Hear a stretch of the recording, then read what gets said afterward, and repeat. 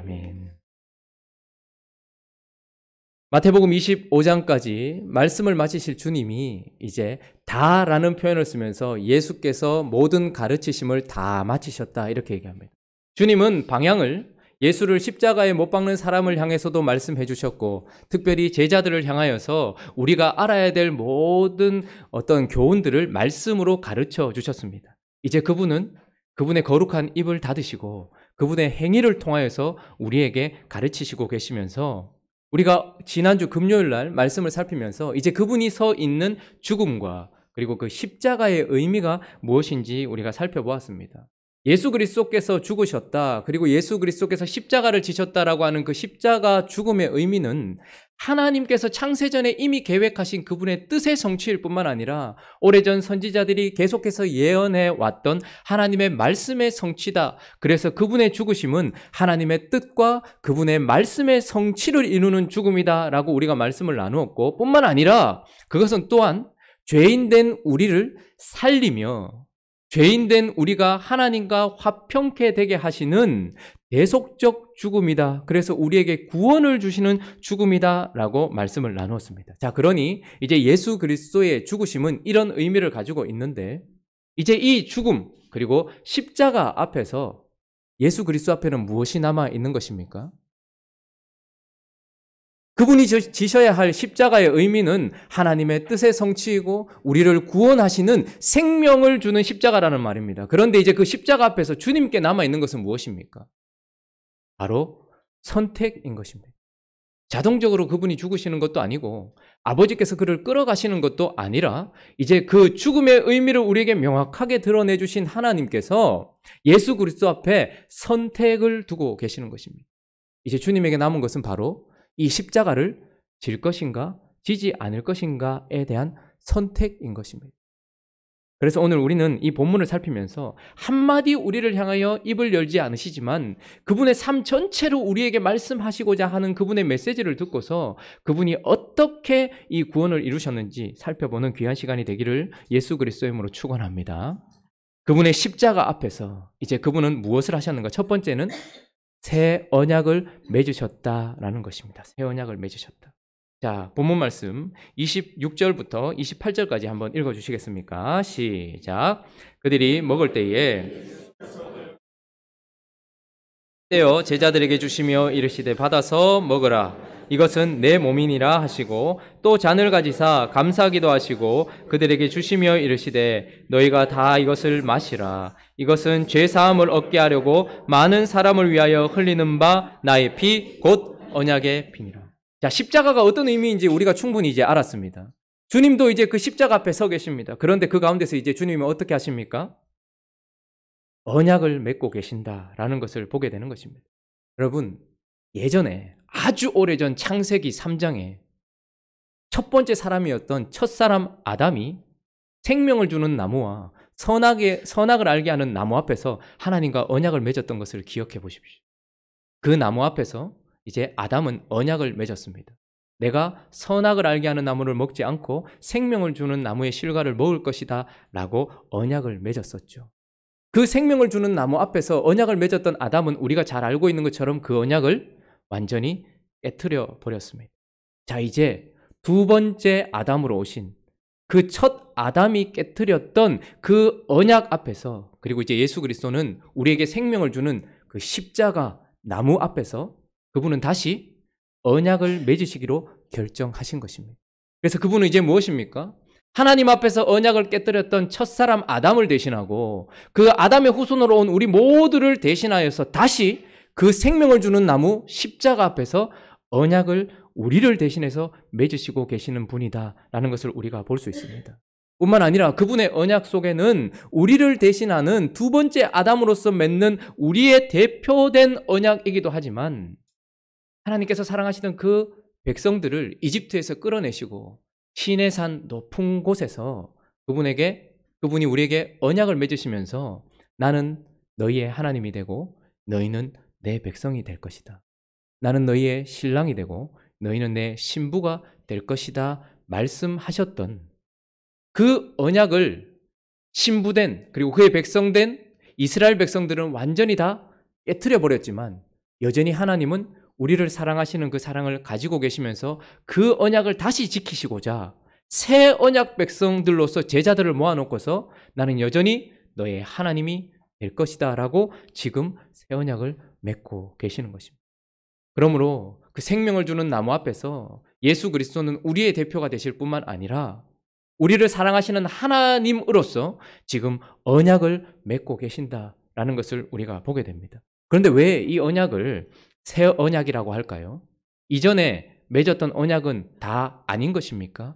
그것이 아니죠. 왜 이 언약을 새 언약이라고 하는가? 예레미야 31장 31절부터 33절은 이렇게 이야기하는데 한번 읽어볼까요? 시작. 여호와의 말씀이니라.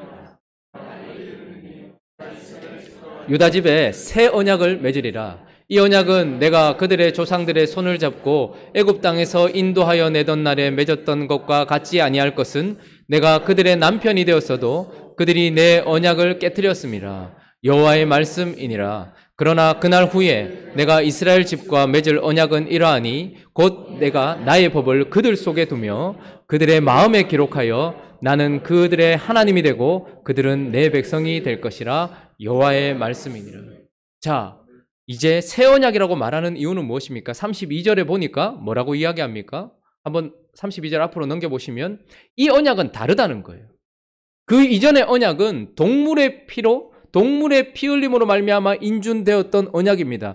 아주 불완전하고 우리에게 완전한 것을 줄 수 없는 언약이었습니다. 그러나 이제 이 언약이 새 언약인 이유는 내용이 달라서라기보다는 더욱더 혁신적이고 완전한 것을 이룰, 그래서 완벽함을 줄 수 있는 자신의 피로서 맺는 언약이기 때문에 새 언약이라는 거예요.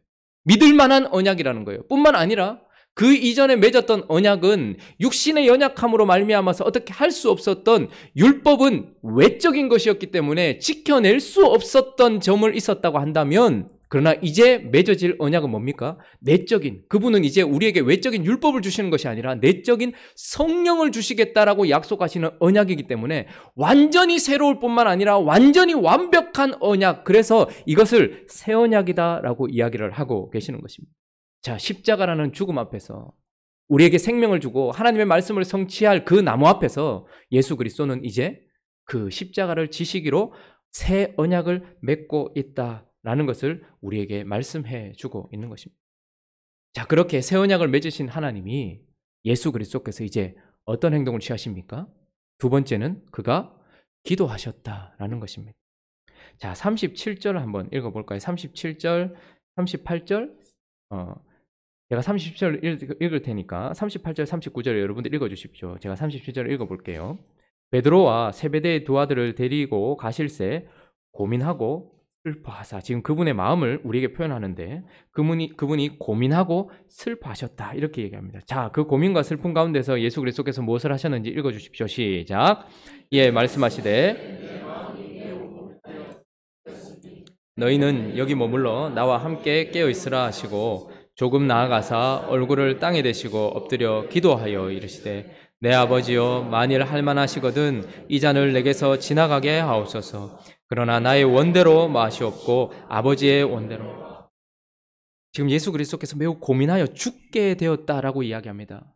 여러분, 우리는 예수님께서 십자가를 지셨다라는 이 과거형의 명제를 가지고서 예수님은 당연히 십자가 지러 오셨으니까 죽으셨지라고 생각할지 모르겠지만 그분이 그렇게 언약을 맺으시는 것은 쉬운 일이 아니었습니다. 인간의 몸을 입고 있었던 인자하셨던 예수 그리스도께서 다시 한번 그 무게를 짊어지시고 언약을 맺으셨다는 것만 해도 대단한 것인데, 이제 그분이 무엇을 하셨다는 겁니까? 사실은 그의 마음속에 고민과 아픔과 죽을 것 같은 어려움이 있었다라는 거예요.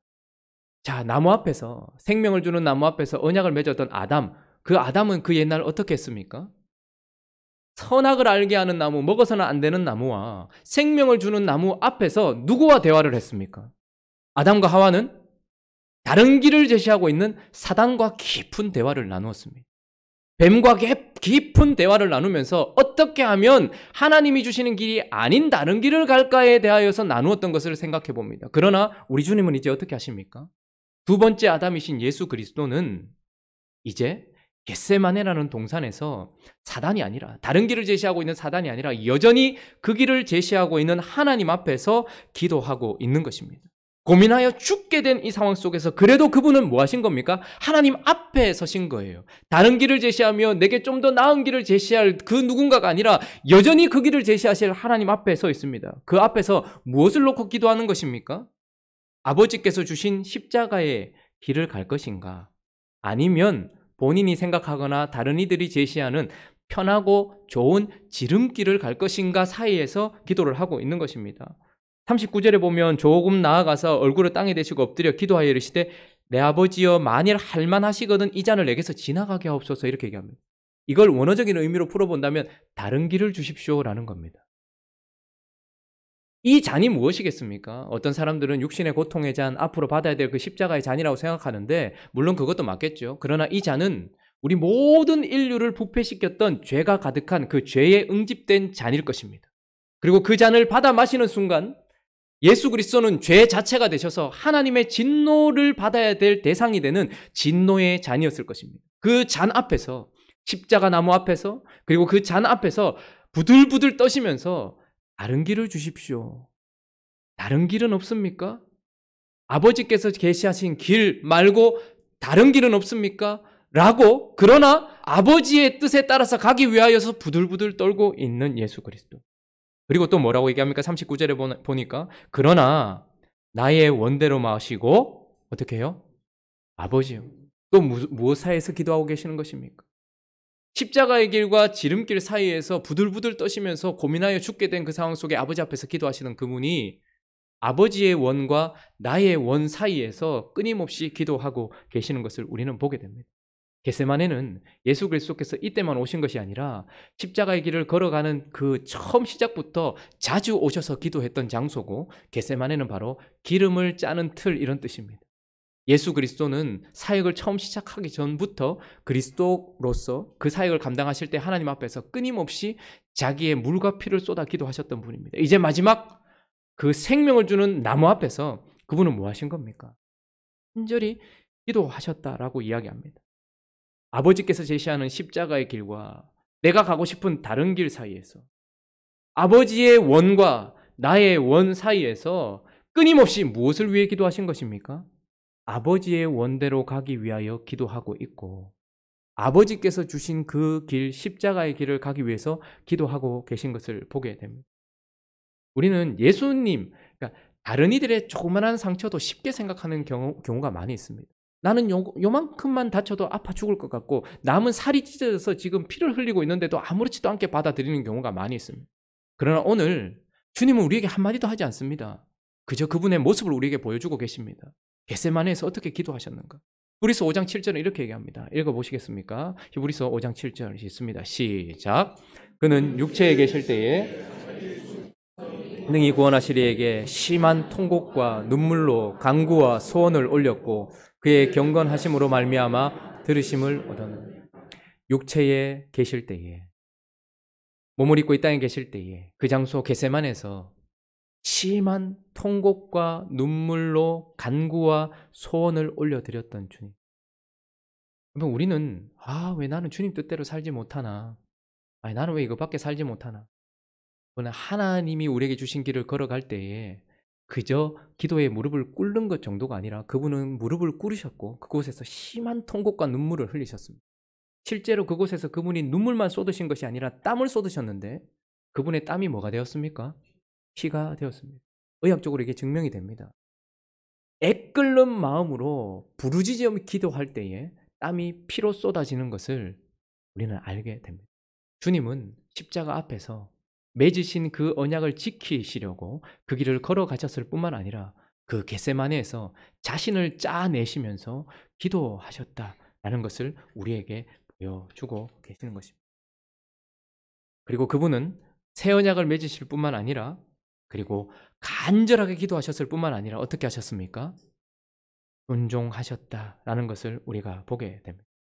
그분의 순종을 여러 각도로 살펴볼 수 있겠지만 먼저 45절 46절을 제가 한번 읽어보겠습니다. 이에 제자들에게 오사 이르시되 이제는 자고 쉬라. 보라 때가 가까이 왔으니 인자가 죄인의 손에 팔리느니라. 46절 있습니다. 시작. 일어나라 함께 가자. 보라 나를 파는 자가 가까이 오느니. 주님이 간절히 기도하셨습니다. 그리고 3번의 기도를 마치셨습니다. 반복되는 기도였습니다. 그리고 아버지의 뜻은 침묵으로 우리에게 너 그 길 가야 한다라고 주어졌고, 예수 그리스도는 그 응답을 받고서 어떻게 하십니까?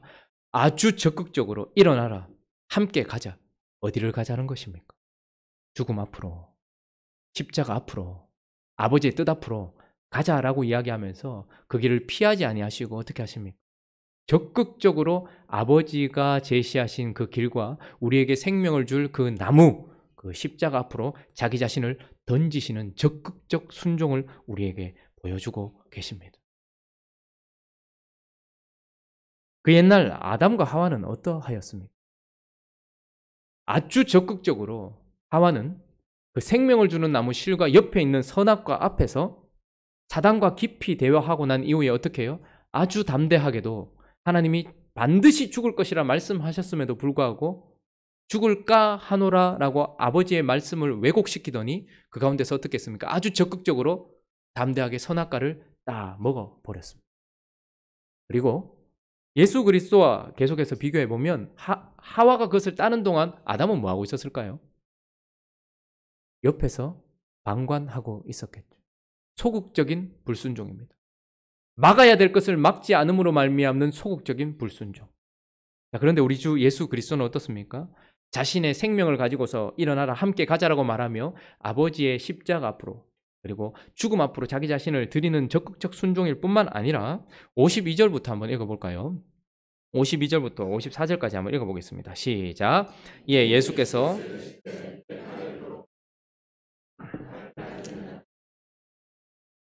너는 내가 내 아버지께 구하여 지금 12군단 더 되는 천사를 보내시게 할 수 없는 줄로 아느냐? 내가 만일 그렇게 하면 이런 일이 있으리라 한 성경이 어떻게 이루어지겠느냐? 자, 지금 주님은 또 어떻게 하고 계십니까? 아무것도 하지 않기로 결정을 하신 것입니다. 죽음 앞으로, 십자가 앞으로 자기 자신을 드리는 적극적 순종뿐만 아니라 칼과 몽치를 가지고 와서 마치 도둑을 잡듯이 잡으러 온 그들, 그런데 제자가 칼을 빼들고 다른 길을 가려고 했었을 때 어떻게 합니까? 예수님께서는 칼을 집어넣어라. 내가 지금 아무것도 할 수 없어서 지금 가만히 있는 줄 아느냐? 아니다. 그렇게 한다면 성경이 이루어지리라고 했던 그 말씀이 어떻게 되겠느냐라고 말씀하시면서 그는 아무것도 하지 않음으로 말미암아 아주 소극적이지만 그러나 순종하고 계시는 것을 우리가 보게 되어지는 것입니다. 자, 이제 십자가 앞에서 던져진 선택, 그 선택 앞에서 예수 그리스도는 실패한 아담을 대신하는, 그리고 우리를 대신하는 두 번째 아담이 되셔서 생명나무 그 앞으로 가기로 언약을 맺으시고 우리를 사랑하시는 하나님의 대표로서 우리를 구원하시겠다고 내 살과 피를 너에게 준다, 너희를 구원할 것이다 말씀하시며 새 언약을 맺으셨습니다. 그리고 그 언약을 위하여서 그분은 피가 땀이 되기까지 간절히 기도하시며 겟세마네에서 자기 자신을 짜내셨습니다. 뿐만 아니라 기도가 끝난 것이 아니고 그의 삶을 통하여서 그 기도에 힘을 얻어서 그분은 적극적으로 하나님께 자기 자신을 드리시고, 그리고 아무것도 하지 않기로 소극적으로 순종을 하심으로써 이 일을 이루시는 모습을 보게 되어지는 것입니다. 오늘 우리가 떡을 대하고 잔을 대할 때에 이건 그냥 우리에게 온 것이 아니라는 것을 기억하는 시간이 되기를 예수 그리스도의 이름으로 축원합니다. 맺을 필요 없는 언약을 다시 맺으신 하나님 아들 예수 그리스도. 심한 통곡과 눈물과 소원과 간구를 올려드리면서 자기 자신을 드리겠다고 기도하셨던 예수 그리스도의 그 피땀, 그리고 그분의 순종, 그것이 지금 우리로 하여금 그분의 살을 기념하게 할 수 있게 하셨고 그분의 피를 기념하게 할 수 있었다라는 것입니다.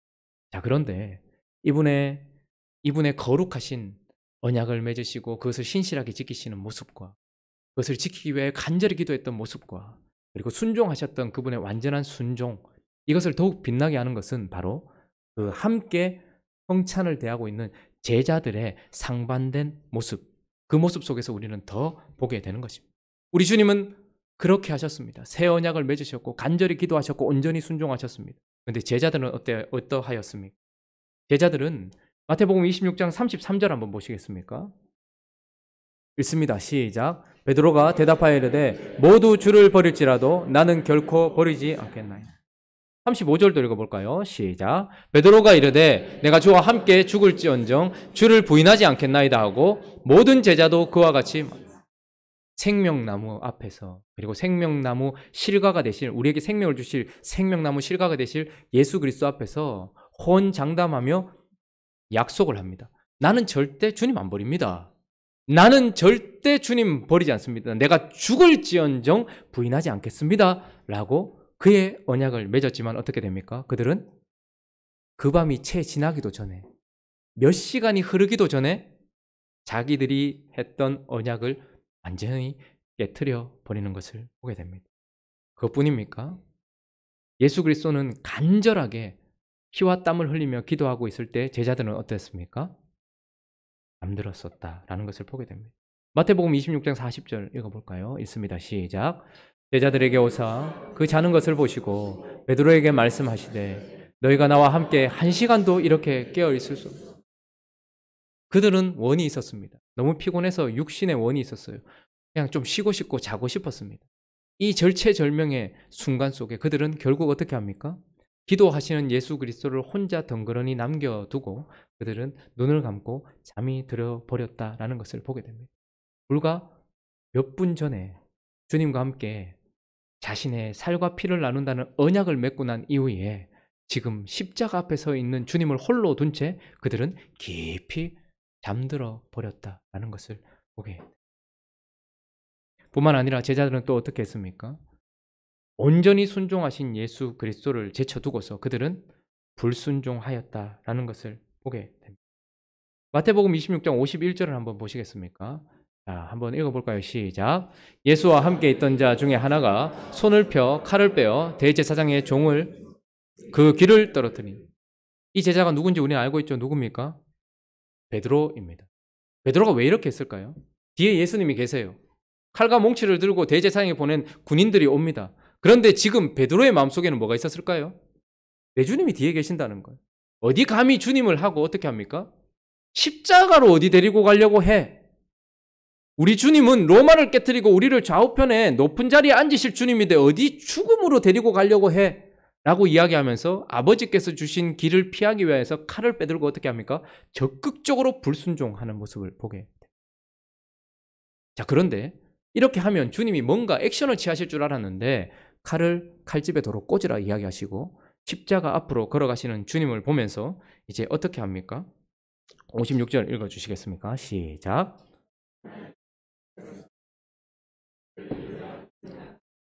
예, 제자들이 다 예수를 버리고 십자가로 가시는 주님을 내버려 둔 채 아무것도 하지 않기로 결정하고 도망가 버리는 소극적 불순종을 보게 되는 것입니다.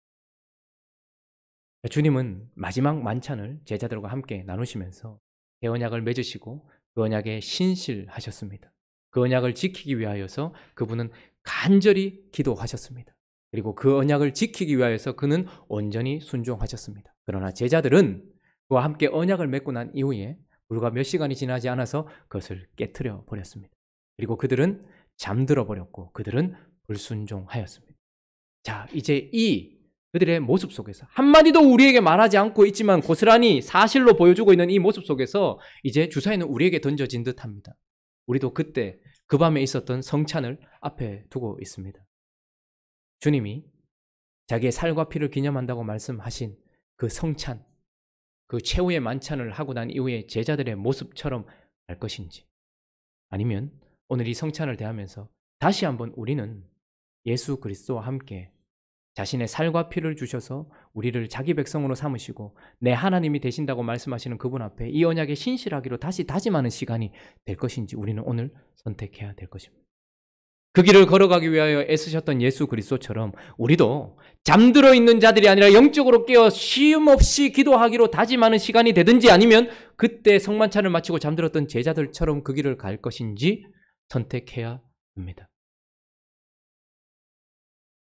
그 이후에 적극적으로 주님께서 주신 길과 아버지께서 주신 길을 벗어나려고 하고 자기의 뜻과 어긋났을 때에 그저 여기에서 떠나버리는 불순종을 했던 제자들처럼 살 것인지, 아니면 오늘 우리는 이제 이 성만찬을 맞이하고 그분의 살과 피를 먹고 마시고 기념함으로 말미암아 예수 그리스도께서 온전히 순종하신 그 순종 제자들처럼 살아가기로 결단을 할 것인지, 아니면 그때 그 제자들처럼 실패하는 삶을 살 것인지 다시 한번 주사위는 우리에게 던져져 있습니다. 오늘 이 시간 예수 그리스도께서 이곳에 계시는 줄로 믿습니다. 그분이 보내신 성령께서 이곳에 와 계시는 줄로 믿습니다. 그리고 우리에게도 동일하게 그때 그 제자들에게도 주셨듯이 그분의 살과 피를 우리에게 나눠 주실 것입니다. 이것을 먹고 기념하면서 다시 한번 예수 그리스도와 같이 그 언약에 신실하게로 다짐하는 행복한 우리에게 되시기를 예수 그리스도의 이름으로 축원합니다. 그분에게 순종하기 위하여 애써 기도하며 깨어 있기를 다짐하는 행복한 우리 교회 되시기를 예수 그리스도의 이름으로 축원합니다.